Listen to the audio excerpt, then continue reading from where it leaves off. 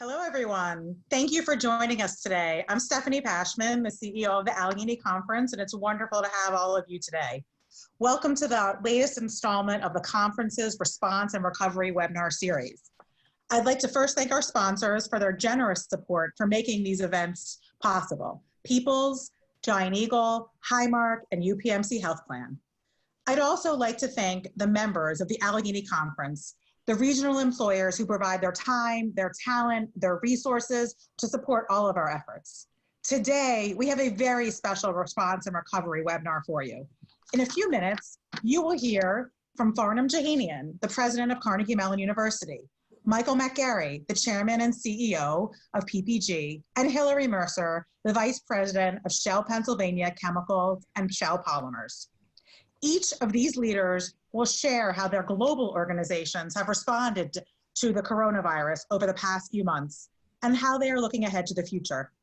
Here in Pittsburgh, we are quite fortunate to have Farnam, Michael, and Hilary regularly contributing tirelessly to moving our region into the future.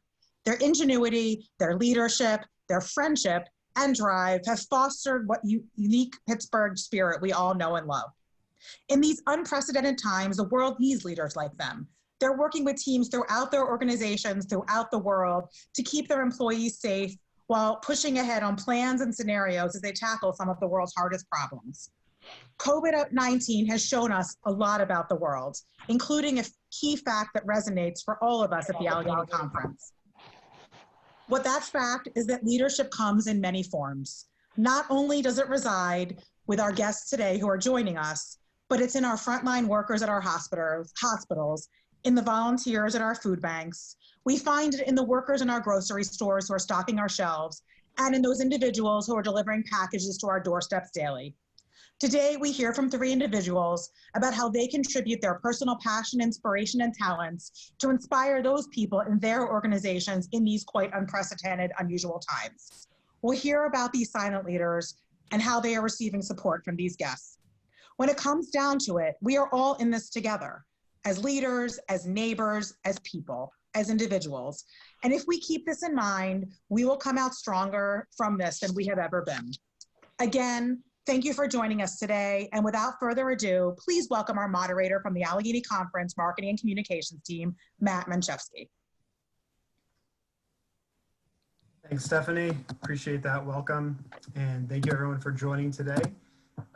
We are going to get started with Farnam, and Michael, and Hilary's planning on joining us in a couple of minutes, experiencing a little technical difficulties, but no problem, we'll kick it off anyway. But thank you, Farnam and Michael, for joining us today to talk about COVID-19 and the CEO perspective and response and what's going on. So without further ado, let's jump into this. We can start by setting the stage for what CMU, PPG, and hopefully hear from what Shell's been doing. You all 3 are part of global organizations. How have your teams around the world been responding to the impacts through this pandemic? Farnam, you want to go first? I'm happy to go first. Thank you, Michael. Stephanie, thank you very much for the invitation. It's good to be with you, and I want to thank you for your leadership and also Allegheny Conference for the work that you're doing in supporting our community. To you and your team, it's good to be with Michael. I understand Hilary will be joining us momentarily, and good to be with the folks that are on the phone with us, on Zoom with us. I hope we're all staying healthy and safe. Of course, as everyone knows, this pandemic has changed our lives and upended our normal routines in a span of just a few weeks. It remains constantly evolving, and it's highly dynamic, and of course continues to challenge us on many fronts operationally, not to mention physically, emotionally, and mentally. I wish all of you safety and health. Universities are a little bit different, as you know, from enterprises, and especially in the private sector, because you can think of as a university as having, of course, the instructional side that you're used to, and the research side, which are our research laboratories, but also our residential community and dining. And I say this sometimes to be a little funny. It's like a giant cruise ship with lots of students on it. and they're on campus all the time, going from classroom to classroom, and of course, many of them reside in our residence halls. Very early on, actually almost at the end of January, we started communicating with our campus community about about the pandemic that was taking place. In fact, you wouldn't be surprised that almost at the beginning of February, we started asking students who were returning to campus, as well as faculty staff who were traveling internationally, especially to Asia Pacific, to self-quarantine after they get back, or self-isolate, I should say, after they get back. Of course, right around our spring break, which was at the first week of March, on March 11th, I should say, we made a decision to go online, and we've taken our classes online, our research online, and that happened within a matter of 3 or 4 days. I'm happy to elaborate on it. But the impact, of course, goes beyond our instruction and our research laboratories. We also have campuses around the world, in Rwanda, in Qatar. We also have campuses in in Australia, and as well as in Silicon Valley. So it's been a global challenge for us. Having said that, I'm quite amazed at the speed at which we were able to take 2,500 courses and 4,900 section of those classes online. What has driven us, and I'm just going to be very brief about this, is that safeguarding our academic and research mission of the university and providing high quality teaching and learning online was, of course, the primary objective, while at the same time protecting health and wellness of our entire community, and also, of course, employing best practices to promote social distancing and limiting in-person interaction. I should also just wrap up this portion by saying that we still have about 400 students that are on campus in our residential community. We also estimate about 6,000 to 7,000 students who are still living in the neighborhood, neighborhood around campus, who are all accessing our resources online, who are all involved with the university through online and remote mechanisms, but they're still very much part of Pittsburgh community, especially our graduate students consider Pittsburgh to be home. Michael, I'll turn it over to you. Great, thank you, Farnum. And like Farnum, I thank Stephanie for the opportunity, and I hope everybody that's watching online or listening online is safe. It has been a significant challenge. For those of you who don't know PPG, $15 billion company. We're operations more than 7 countries, and we have we sell in more than 100 countries. We actually have a plant in Wuhan. We have 12 plants in China. We have 4,000 employees. So for us, this pandemic has been going on since early January. I can remember the day clearly when the Wuhan plant called up and said, hey, we're all being quarantined and they're locking down the city. And we had all our folks scrambling to figure out how we're going to make paint elsewhere. And of course, then they shut down China. So we've been following this around the world. It's been an interesting dynamic. We've done many firsts for the first time ever, including having our first virtual closing of the books for the end of the first quarter, all done virtually. We had our first virtual shareholder meeting that was done last week. And we've gone through many different aspects of this, whether it's selling virtually, whether webinars virtually, whether it's technical service virtually. Many of our plants are still running. So we have over 120 plants around the world, and right now about 70 of them are operating. We're still producing and marketing product around the world because a lot of the things we make end up being essential to the medical community. So think about all these emergency beds that need to be built, all the emergency hospitals, all the ventilators, all those parts coded, all the new demand on electronic materials. Farnum, I thank you very much for everybody going electronic. So monitors, keyboards, everything like that all have either anti-fingerprint or anti-scratch resistant coatings, and of course keyboards. all need it. So I love that stuff. So there's a lot of that aspect, food. So we've been active all around the world and going many different directions, creating new solutions as we go. So it's been interesting. So maybe I see Hilary up there. I don't know if you want to, Matt, flip it over to Hilary if you want to, where you want to go from here. Yeah, sure. Hilary, is that you on the line? Yes, I am. Sorry, unfortunately, I can't get my video going for some reason. Can you hear me okay?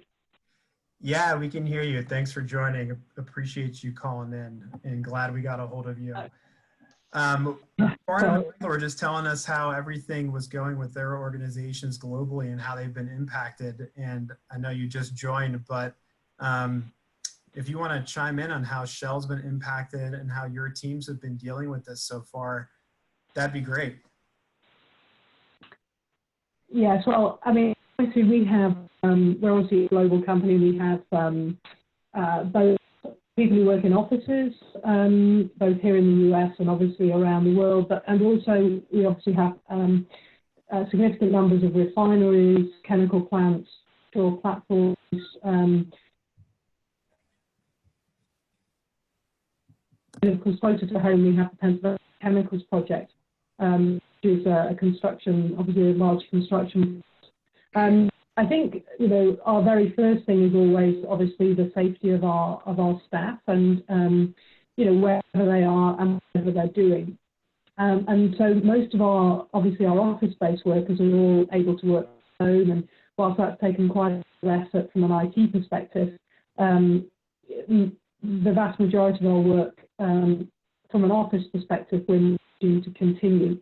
We have some trading operations which require particular IT, where we still have people in offices, but the vast majority of office workers are at home. Now, it's very different, of course, on our processing facilities. So our manufacturing plants, the chemicals plants particularly, are still operating, but with a sort of skeleton staff, the sort of staff that we would have at on holiday.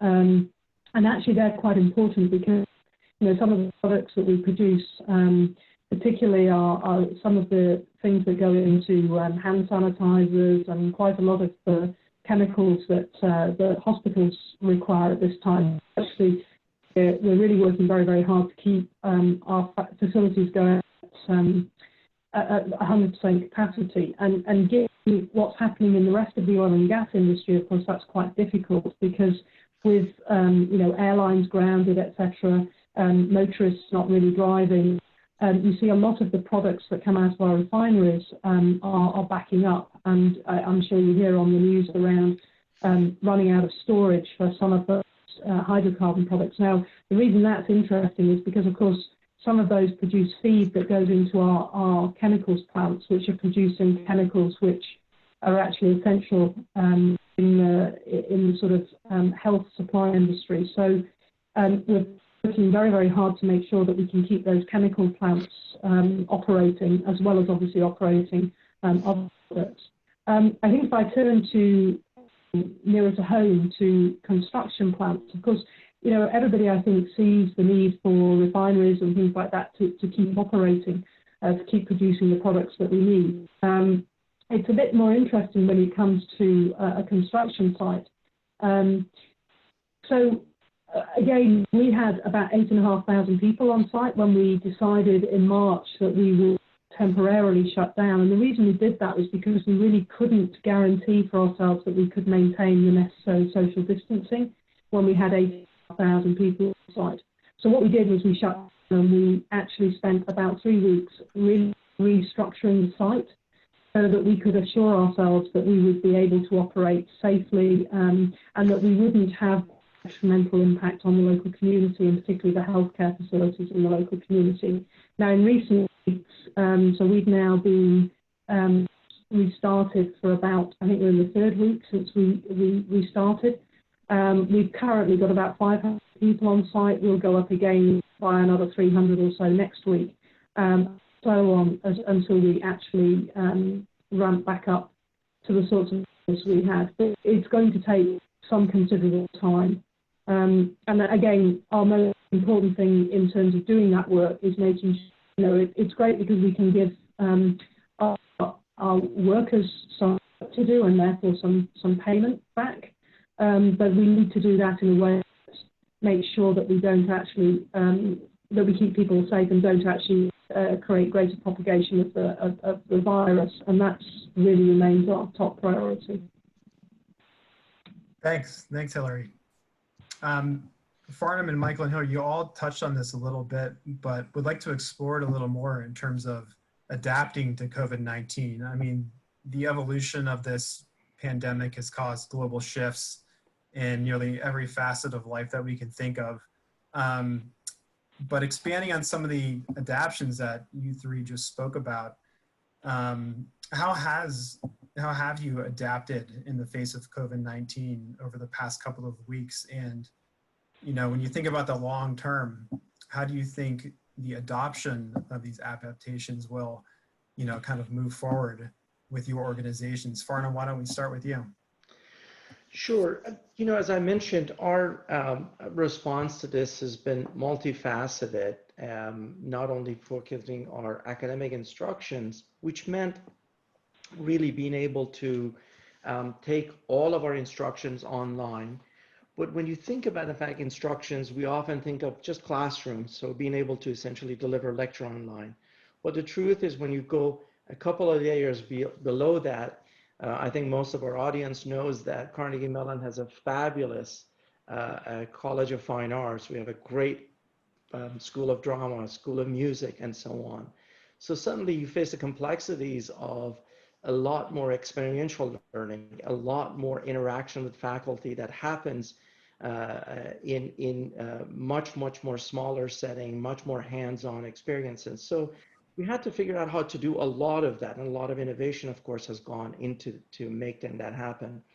When we think about our, for example, laboratories, chemistry, biology, and so on, again, given that we made the decision to go online just over the spring break, and it really made it happen over 3 or 4 days, I oversimplified it by saying, oh, we just did it over 3 or 4 days. The truth is that CMU, for many years, had been investing in the role of technology, how technology can improve learning outcomes. So we've been thinking about this, we've been working on it, we've been researching actually in this area, and also we have been bringing it to practice. So we had a lot of investment and a lot of experience with it that allowed us to be able to do that. But there's no question that some of the sort of things that we took for granted by being on campus was disrupted. For example, our students use a lot of services on campus, whether it's for career services, where it comes to student success, to mentoring, various kind of tutorials that they have access to, libraries, and so on. And interestingly enough, beyond the first week or two, we managed to get many of our student services in support of their work, especially student success, also online, and that happened in a hurry. The other aspect of it had to do with student health and wellness. Obviously, that was paramount. I mentioned there are still a few hundred students who are in our residential community. But even early on, what we had decided to do is to take some of our psychological counseling and some of the other resources for student mental health also online, and our Dean of Students and Vice President for Student Affairs managed to also bring all of that online. So that's been quite successful. And similar things can be said about our research. Quite effectively, our research faculty, our faculty on the research front, to the extent that they could do this with their graduate students, and their research team have been able to conduct their work. But there's no question that it's disruptive. And as we look toward next year, there are ways that we're adapting. And in the long run, we're also learning a lot in the process. And I know we're going to get to those questions about what we have learned in the process. We decided a couple of weeks back, 2-3 weeks ago, that we're going to keep all of our summer sessions online. And at this point in time, we're doing some significant scenario planning for the fall term in terms of how do we bring the community back on campus. Michael, let's turn to you. Sure. So, you know, what's interesting about this is a lot of the processes that we had developed years ago have really come to the forefront in the midst of this, right? So we all said digitization would be a key trend. And for think about our traditional paint store, whether it's in Europe or Asia or Australia or here, we've always said, you know, there's no reason for people to go into a paint store. You can click and collect or click and deliver. and all that. But those were always hard habits to change for people that were ingrained in doing things a certain way. Well, now with this crisis where the store is closed, but you still want to paint your house during this time period because you have all this extra time on your hands. Well, they're figuring out how to click and collect or the click and deliver. So that's happening. You know, when you think about the greater need of the community for hand sanitizers, you know, the current folks that were out there making it were not geared up to be able to meet the extra demand. So we took paint plants that historically made only paint, and we turned them into hand sanitizer plants. So we're making hand sanitizer in the US, Australia, Europe, you know, all over the place. And that is, you know, helping overcome some of this issue. You know, we're big into PPE. So all of a sudden, you know, the PPE extra stuff that we have, because we've shut down some plants, you know, we make available to the communities at large. And then they come to find out, oh my God, we need to have all this protective separation that we never thought about before. How can you help us overcome that? So then we get into supporting them in that kind of business as well. So tech service, you know, they don't want people in their plants, but yet they still need to run a packaging facility. So how can you, you know, use tools like Zoom and other things so you can provide technical service that you couldn't do before, that you only provided in the past with people being in the plant. So you're having to solve that issue. So I think there's a lot of new things going on. Obviously, there's going to be some long-term trends out of this. We've always told people they could work from home.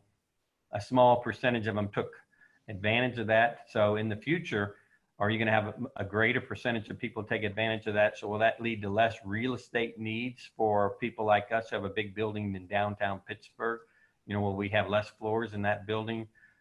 Could it also lead to the elimination of hubs? You know, we're a big supplier to the airline business. So people are going to say, you know what, I only want to fly. I'm only going to fly if I can fly point A to point B. I don't want to double my chance by going to a hub. Is that going to change how that works? I mean, there's a lot of questions that this pandemic is going to raise. And I think, you know, there are a lot of people that are in unique positions to try to help them figure out what the future looks like. Thanks, Michael. And Hilary, you mentioned a couple of comments in your previous response about Shell adapting, and you mentioned, you know, you're restructuring the construction site over in Beaver County, but is there anything you would like to expand on how Shell's been adapting to everything going on and what you think the long-term ramifications may be? Yeah, I mean, I think to sort of just add to what Michael said is digitalization, I think, is a real key to the future. And I'm often, when I speak about what we're doing up here in Pennsylvania, I talk about the plant of the future. And actually, both in our construction and also in our operation, I think this will be the most digital plant that we've ever built. Now, clearly, to construct things, you know, people need to have their hands on the steel, etc. But we're using an enormous amount of digital expertise to allow us to actually have real-time information about what's actually going on site. So I can sit here in my office and actually we have a tool called iHawk where I actually can zoom in on any area of the plant and actually see what's happening real time. So, you know, and if we look into the future and when we want to maintain the plant, our ability to actually be able to allow people to see inside pieces of equipment what's happening, to visualize the maintenance that we might have to do on a piece of equipment without actually being physically close to the actual facility, I think it's something which we were developing before, but you can see that with these sorts of pandemics or other workforce interruptions like this, those sorts of tools are going to be, I think, more and more important in the future. I think the other thing that I think is interesting to me is, you know, most people, when they think about a polyethylene plant, they tend to think about sort of plastic shopping bags. And this, I think, has brought quite a lot of a sort of light to bear on some of the products that we actually make. And, you know, the sterile packaging and the food packaging, which allows us to have food that is basically packaged so that people don't actually touch it. some of those things which I think people take for granted, the fact that, Lysol and all of these components are actually packaged in polyethylene bottles. So it brings into sort of relief that the products that we're building will make are actually helping keep us, potentially keeping us safe. Now that said, there's a huge issue around plastic waste, and that's something that we feel very, very strongly about, and we're trying to address through recycling, etc., and chemical recycling. But I think it has actually alerted people to the fact that there are elements of the plastics industry that actually produce things which are very necessary if we are and useful, particularly in this sort of period when sanitation and cleaning products and health and safety are becoming in such a spotlight. So it's interesting, I think, to see how people's view of our industry changes through this pandemic. Some of the comments you just made, Hilary, are a good segue into our next question on innovation and creativity. Obviously, this pandemic has been a breeding ground for a lot of innovation and creativity to come out of organizations such as your three. So let's discuss how some of your organizations have relied on innovation and creativity to problem solve in this crisis. Farnam, why don't we start with you? Sure. I mentioned a little while ago about some of the innovations in the area of technology, some of the new pedagogies, some of the ways that we're essentially using technology enhanced learning to improve education and improve learning. But I want to take your question and actually talk about some of the innovation that's come out of our research group, particularly in response to the coronavirus. I'm going to use you a couple of examples. I'll try to be very brief. Last Thursday, Carnegie Mellon research that's led by my colleague Roni Rosenfeld from our School of Computer Science and Ryan Tepshirani, who's from our stat department, launched something called COVID-Cast, COVID Cast, which is a site that brings together multiple data sources to forecast propagation of this pandemic. And what's unique about it is that it uses data sources, you may have seen this now, from Facebook, from Google, from several national health providers, and these data sets are growing. What's unique about this is that Roni and Ryan, since 2012, have been working with CDC in the area of predicting essentially flu epidemic. And they've developed some machine learning algorithms, not a surprise coming out of CMU, that essentially could predict the flu epidemic during a season. In fact, last year, they were declared one of the centers of excellence for flu forecasting. And they're trying to bring the same sort of science to this pandemic. The challenge here is, however, for flu, we have 2 decades of data to rely on. So you can use machine learning on these data sets that are already available. From this pandemic, there's very little data available. So for the past several weeks, they've been working with a lot of providers, including now with Facebook and with Google, as I mentioned.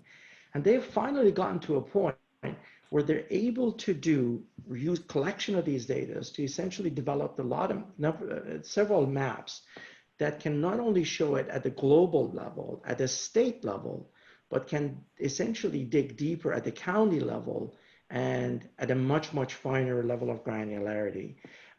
This team is now at a point that they have 5 interactive maps with real-time information, as I mentioned, at the national, regional, and county level. And soon they'll be able to do forecasting up to 4 weeks ahead of time. And they're able to do nowcasting, which means detecting things or displaying things in real time. The reason that's useful is because it's not just looking back, but it's able essentially to do some predictive analysis, some forecasting, and it's going to be able to do it at the county level. So the impact of that, of course, is going to be, as we bring people back to work, we're going to have a much finer visibility, granularity visibility into this pandemic in local regions and being able to essentially match that with availability of hospital, healthcare providers, and so on and so on. It's really, really cool project. It builds on some significant science that they have developed over the last 2 decades. And finally, they believe, I should say, that we're close enough to have enough data so that they can do the forecasting, and it's going to improve over the next few weeks. If you're interested, I encourage you to go, and I have the URL, and I'm going to get to it. It's COVIDcast, COVID cast.cmu.edu, and you will be able to navigate those maps, and you can drill down into, in fact, our own county and so on. The second project that I wanted to mention, I'll be very brief, is a work that my colleague Po-Shen Lo in our Department of Mathematics is doing. And everybody's been hearing about contact tracing, and you've been hearing about, in fact, Apple and Google getting together to develop some new contact tracing techniques. One of the challenges is Bluetooth-based technology for contact tracing is not as precise and as accurate. So my colleague Po-Shen Lo and a number of CMU alum, mostly across the country, band together and have developed some new algorithms and a new app that you can download essentially on your cell phone that not only uses Bluetooth, but more importantly, uses ultrasound to do contact tracing. And what's great about it is it's able to do that anonymously, which means it preserves privacy of individuals. Again, it's interesting technology. It's in beta testing, and the name of it is Novid, N-O-V-I-D. And if you look for it, there's more information about that app. So these are some of the innovations that are coming out of Carnegie Mellon in response to this crisis. Thanks, Farnam. Everyone check out covidcast.cmu.edu and also the Novid app. Michael, why don't we turn to you about what's going on with innovation and creativity at PPG to problem solve during the pandemic? Yeah, so I don't know that we have anything ultra new in the last few weeks as a result of this. We make antibacterial coatings. We already had that, so people are taking advantage of that. You know, whether there'll be some more anti-transmission type coatings would be another thing that we're thinking about. But probably the thing that we're most excited about right now is, you know, people are seeing what the benefit, you know, this is a positive and negative. You know, one of the things we paint a lot of is cars that get in accidents. Well, you know, with 50% less cars on the road right now, there's not a lot of accidents. Congestion is down, miles driven are down. Not good for that. But what it does lead to is much cleaner air. And that cleaner air, you know, I got a lot of colleagues in India say their kids are saying, are you kidding me? This is what clean air looks like? We didn't know that that's what it looked like, right? And we're seeing that in a number of places around the world. And what it could lead to is a much more of a stronger mandate for electric vehicles. And we've been pushing for that. We make a lot of coatings that go on to electric vehicles. We're trying to help them redesign the way they put the anode and the cathode down without getting in the chemistry that Farnum knows so well. You know, the copper and the aluminum that are in these batteries, the gap fillers that go in them. So we've been very focused on this area as a potential long-term change. An electric vehicle consumes 4 times as much paint as a normal vehicle. And so we see that as a long-term benefit. So when one door closes, like refinish, maybe another door opens up, like automotive original equipment coatings. So we're focused on that. Certainly the changes in the electronic space, that's, you know, something we're very focused on as well. Not just the anti-smudge, but thinking about, so you're not transmitting bacteria around. So these are all things that our R&D teams are thinking about. Thanks, Michael. It's good stuff happening at PPG. Appreciate it. Hilary, let's turn to you now about innovation and creativity happening at Shell. Well, I obviously talked a lot about the digital piece that we were, and I think that's probably our major area of real creativity is being able to do construction and also operate our plants in a far less intrusive way, because and a lot of our technology is designed to ensure that plants actually work more reliably, and also that we can control environmental emissions by knowing far more about the plants, being able to control it in much immediate manner. So that thing. But just to talk about something completely different, we, as part of our opening up our facilities again, we actually did some sort of like crowdsourcing type approach to asking our employees for innovative ideas that would help us ensure that when people came back to work, they would be safe. And, we came up with really, really simple ideas of things that we could do to actually ensure that we had less potential for transmission. So simple things like, how do you stop people using door handles? Well, we're putting footballs on most of our doors, hand sanitizers that you don't have to touch, but which all of these things are available. But we actually tried to create a sort of what would you call it? A sort of innovation opportunity for everybody to contribute across the workforce as many ideas as they possibly could in a sort of 24-hour period of things that you can do, which will actually help us as we start to reopen all of our, whether they're offices, whether it's the site.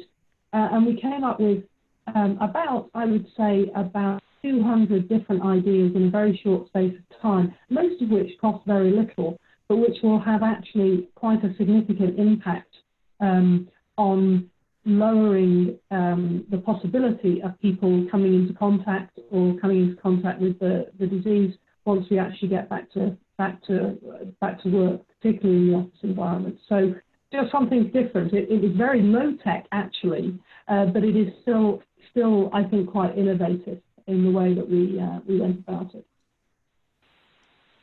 Thanks, Hilary. And that again leads me right into my next question, which you just so expertly answered on workforce engagement and keeping employees everywhere, who've been impacted by this. Just look at us on this call right now, all working from home and having Zoom calls. But how are you as leaders keeping your employees throughout your organizations engaged? And Hilary, like I said, great answer on crowdsourcing your employees for creative solutions to keep them, engaged and working during this. But Farnum and Michael would love to hear your thoughts on this as well. You want to go first this time, Farnum? So I do a weekly video for global video, and it's shocking to me. It's being viewed more than 20,000 times a week. So people are hungry for information in this kind of environment. And the video covers a number of things. It always starts with safety. Obviously, we're all very focused on that. It covers, what's going on in the marketplace, what's going on with our own performance, and what's going on from an R&D perspective. So we have a number of issues that we're covering.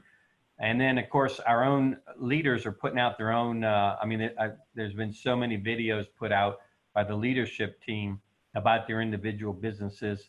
And then most recently, we've done a survey where we're doing a pulse survey of our folks. So the first thing we pulsed on was safety, and what we found is that 85% of the people thought we were doing a great or really good job in taking care of their safety. So that was great. We obviously like 100%, but that was important. Another question was, how are we doing communicating? And it was overwhelming, the response that the communication has been really on target and frequent. And then, now we're going to be moving into engagement type questions. So we're trying to constantly keep up with, how can we make your job better? Not only do you have the tools to succeed, but do you have the tools to succeed in the new normal, if you will? And so that's going to be the next set. So we've kind of mapped out for the next 6 weeks what are kind of the pulsing questions that we're going to be talking about with our employees, as well as how do we make sure that our normal engagement survey that we do later in the year is we're well positioned for. So it's a constant thing, and if there's other ideas on the call, I am all ears.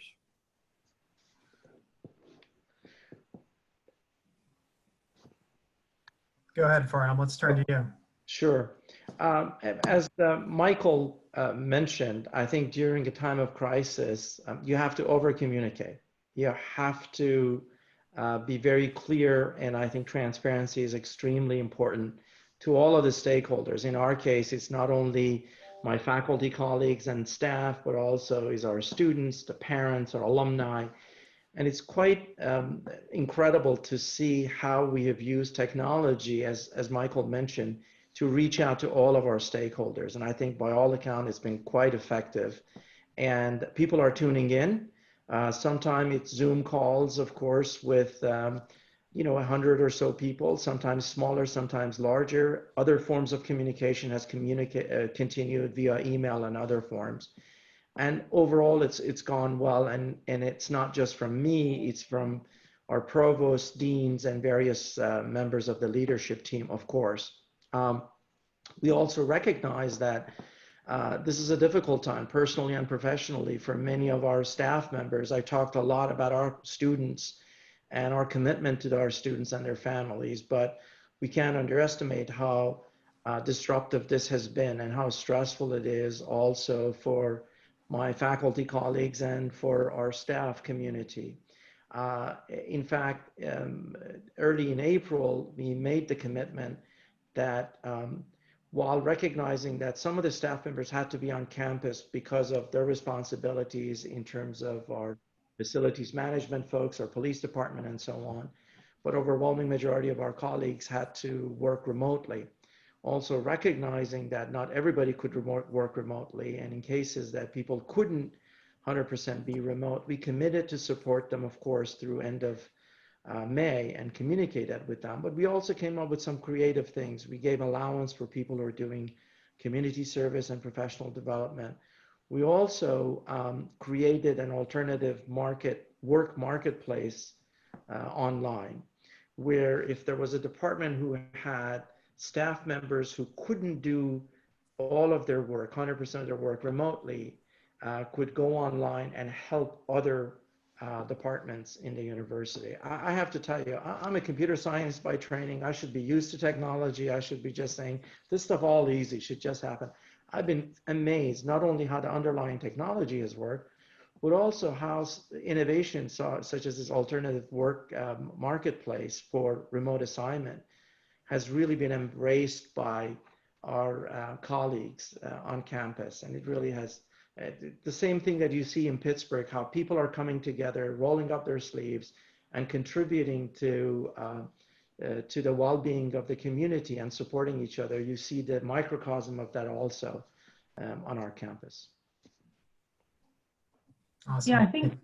Go ahead, Hilary. You're up. Yeah, I was just going to, I think, I mean, obviously, we do a lot of the same things that people have described. I mean, I've already an all-employee webcast today and indeed make videos, which is quite an art in itself, trying to make a video. But I think the other thing that I was just going to say is that what I've seen also with which has been great, is people are communicating not just about work, because I think this is really quite a stressful time for most folks. I mean, a lot of people are not used to working remotely. It can be very lonely for people who are single. It can be very stressful for people who are trying to teach their kids at home at the same time. And so what we've also tried to do, what we've encouraged, is other sorts of engagement. So just to give you an example, I mean, I took part in a virtual escape room that somebody has set up between two of the groups in our organisation. We've seen people, teaching each other to do new skills. Like I saw the external affairs team were doing cookie cooking the other day. So they were all making, virtually doing Zoom meetings to teach each other how to make cookies in the kitchen. So I think, and to me, it's important that we actually recognise that work also has a social aspect to it, and trying to keep at least a little bit of that going as well during what's a very stressful time, and not simply be doing, Skype call after Skype call after Skype call about, the business of the day. So that's just something we've tried to inject a little bit of fun into the workplace as well. Thanks, Hilary. So let's talk about how your organizations have given back, to the humanitarian cause. We've got about 10 minutes left in the call, so maybe we can do this question and do a couple of Q&As from the audience quickly. before we run out of time. But I know all three of your organizations have been great with responding to this challenge to the communities that you serve. Now, you can tell us a little bit how your organizations have responded in this way and continue to invest in giving back and why it's so important during this time. Farnam, you want to start? Sure, I'm happy to. You know, similar to so many other organizations in Pittsburgh, our faculty staff from the early days worked together to donate PPEs to Allegheny Health Department. We had a couple of rounds of, you know, we have a lot of research lab, we have a lot of supplies. So people just banded together. In fact, even as we were closing the campus for physical interaction, you know, it included thousands of gloves, hundreds of N95 masks, safety goggles, you name it, test tubes, and so on. You know, core to our mission, we know a lot about technology and technology-enhanced learning.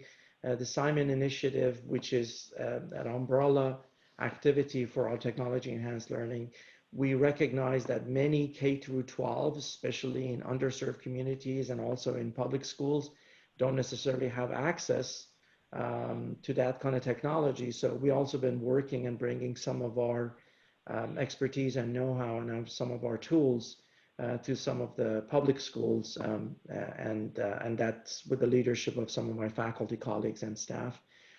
We've worked, for example, our Tech Spark on campus has worked in partnership with Global Links, fabricate face shields for community members. Again, not a surprise, many have attempted, you know, to do things like that. And a number of other volunteer work that we have done in support of the community. As I mentioned earlier, one of the things that we're most proud of is bringing our expertise and skills, including some of our research know-how in dealing with the crisis, including a couple of the research projects that I talked about. Michael, let's turn to you. So from a PPG perspective, as you know, a lot of you know, our mission in life is to protect and beautify the world. So, you know, historically, we've done a lot of that through voluntary events where we go into underserved communities and brighten their facilities up by painting. Last year we did 99 of those projects. We fell one short of hitting the 100 mark, but it's grown incredibly. You know, we made an original commitment to do $10 million of it in 10 years, and now we've done $10 million in the first 5 years. So we're well ahead of schedule.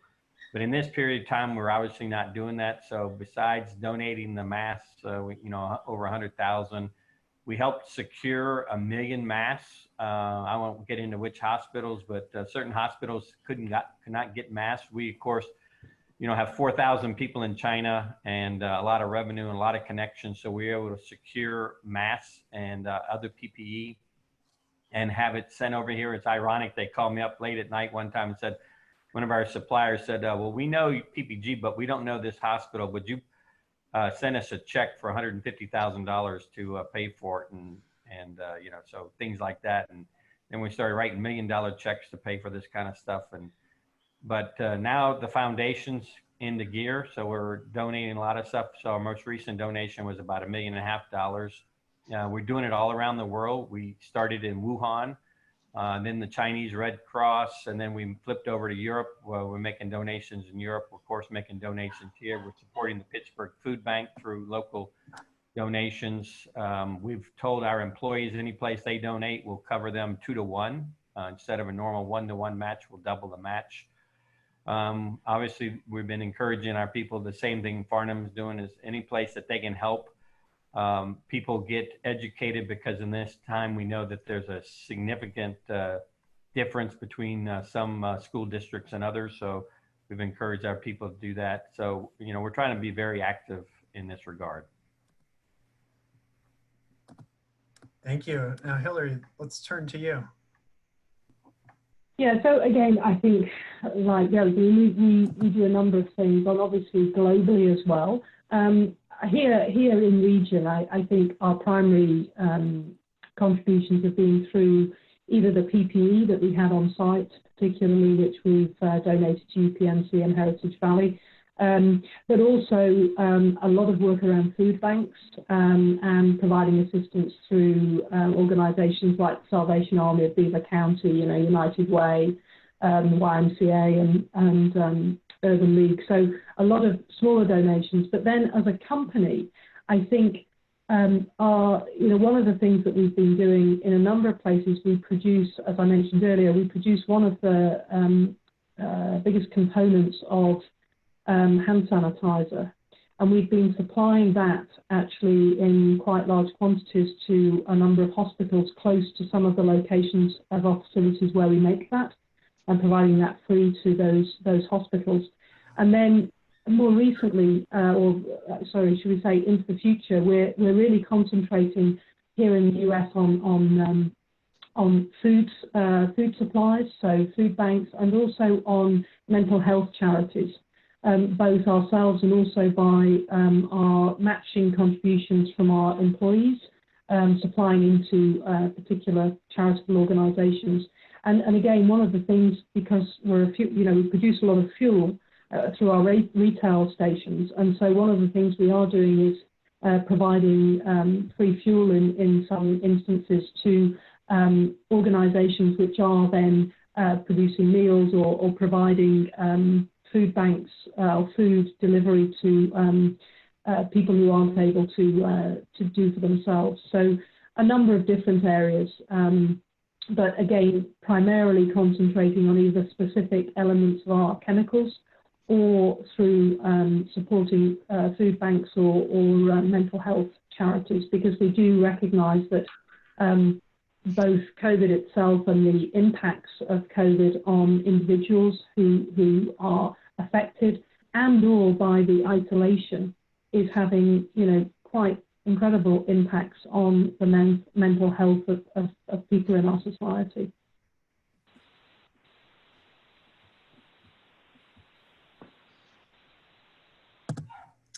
Thank you, Hilary, and thank you, Michael and Farnum, for all that your organizations are doing to support the communities that you work in and serve in during this time. It's much appreciated. We've got time for, I think, a quick question from our viewers, and maybe we can do, 30 seconds each or a minute each from Farnum, Michael, and Hilary before we wrap this up. But this is about Pittsburgh. You three are here in Pittsburgh in the region, work here, have been here many years. What do you see as the region's greatest assets to build off of for recovery? And do we have any advantages that could help us position us for a comeback? Since you three have worked globally, maybe you can share some insights to what you think Pittsburgh has from the asset perspective. Farnam, why don't we start with you? Sure. I've lived in Pittsburgh. This is my 6th year in Pittsburgh. I have to tell you, I've said this in a number of other occasions long before this pandemic. It's quite remarkable to see how this community comes together to address challenges, small and large. And I think you can't underestimate this unique alignment of public, private sector, foundations, civic community, how it works together. I lived in other parts of the country, and I have to tell you, I think sometimes Pittsburghers take that for granted, that how unique it is and what an amazing environment Pittsburgh has for that. I think to a large extent, that's one of our greatest assets, that people come together, roll up their sleeves and get stuff done. Now, I've seen this in my several years here in Pittsburgh, and this one now is magnified because of the crisis that we see. And obviously, Pittsburgh has many other assets besides that. Our education community, without any doubt, including our friends at Pitt, at Duquesne, and a number of other academic institutions in the area with Carnegie Mellon. We have some remarkable work that's taking place in healthcare, without any doubt, and life sciences, including at Pitt and including at Highmark, at UPMC and Highmark, I should say. Again, that's an amazing asset for the community. Being at Carnegie Mellon, you wouldn't be surprised if I tell you that, in fact, role of technology in helping us to bring everything back and leverage the foundation we have to get the economy back on track and build from that is, without any doubt, I think is one of the unique advantages that this community has and Pittsburgh has. And I think there are some enormous opportunities to see, especially now that we have learned how to do some of this, how to respond to this. Michael alluded to this. I'll just digress for 10 seconds. I think a lot of industries are going through digital transformation. We've talked about this for a decade or two. That's been accelerated over the last decade. This pandemic is going to even accelerate that even more. I think we're going to see massive transformation of industries across the board, including education, by the way. And we have an opportunity to leverage that. So when we get to the other side of the mountain, and I see this in the context of Carnegie Mellon, our academic institutions, that's once we get to the other side of the mountain, we should be the ones who lead that transformation. We should not be following it, we should be leading it. And I think there are many core assets in Pittsburgh, including the areas that I talked about, to lead that transformation of, I think, economy that we're going to see happen as a result of this pandemic. I'm an eternal optimist, if you haven't noticed. So, thanks, Farnum. The optimism is appreciated, especially during this time. Michael, let's turn to you for a couple of seconds about what's going on in Pittsburgh that positions us in an advantage. Yeah, I won't duplicate what Farnum said. I think he covered it well. I would tell you, you know, I've lived in Asia, I've lived in Europe, lived all over the US. You know, Pittsburgh has greater capacity for dealing with local issues. We've been very blessed with the foundations here. The foundations do great work. I always tell people, if you want a tech job and own a house, there's only one place to do that. That's in Pittsburgh. And I think that's interesting. And I think, you know, think about all the great stuff our medical community is doing here. Compare what we're doing with COVID versus what Philadelphia is doing. Not to throw Philadelphia on the bus, but, you know, they don't have a football team, they don't have a hockey team, they don't have much, and we're outshining them in every facet. So I think there's a lot of great things that are going on here, and I'm pleased to be part of the community. Thanks, Michael. And how about you, Hilary? We'll wrap up with your thoughts on Pittsburgh and where we stand. I think it can all be summed up in its people. I mean, they're resilient, hardworking, they're going to pull this place up, you know, after COVID-19. They'll put it up by its bootstrings and they'll just keep going, and they'll get it back to where it was, you know, where we were, where our industry was before. We've already seen it at the site. People wanting to come back and carry on and get the plant built. And I think that's just that characteristic of Pittsburgh people, is their huge resilience. Well said. Thank you, Hilary. And I'm going to be mindful of our time and bring this very special webinar to an end. So Farnum, Michael, Hilary, and Stephanie, thank you all for joining us today. And I'd also like to thank real quick our sponsors again, Peoples, Giant Eagle, Highmark, and UPMC, for making this possible. I hope everyone has a great evening, and we will talk again soon. Thanks, everybody. Have a good night.